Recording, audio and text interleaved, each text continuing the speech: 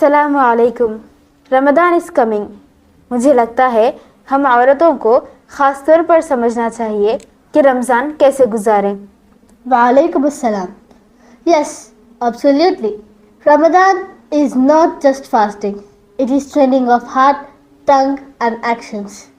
कुरान में फास्टिंग का पर्पस क्या बताया गया है? Allah says, fasting is for taqwa, yani Allah का खौफ और एहसास.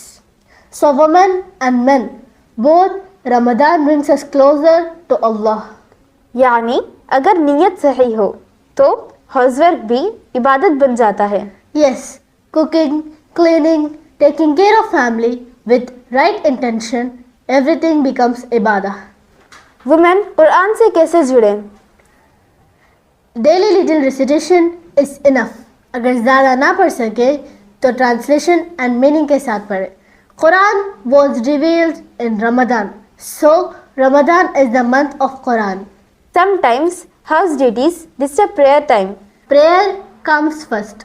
5 daily prayers on time and Taraweeh at home with peace. Prophet sallallahu alaihi wasallam said, woman's prayer at home is better for her. Fasting में anger आ जाता है। That is the real test. Prophet sallallahu alaihi wasallam said, if someone argues, say, I am fasting. A woman's real beauty is her good character. What about social media in Ramadan? Parda is not only this. It is eyes, voice and post also. Avoid useless videos and wrong content. Ramadan is for connection with Allah, not distraction. Women's dua is very powerful, right? Yes, dua of a woman, mother, sister or daughter is very precious.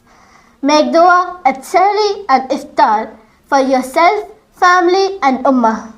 So, we can say a woman is a silent warrior in Ramadan. Exactly. If a woman improves her niyah, ibadah and akhlaq, her Ramadan becomes very valuable for Allah.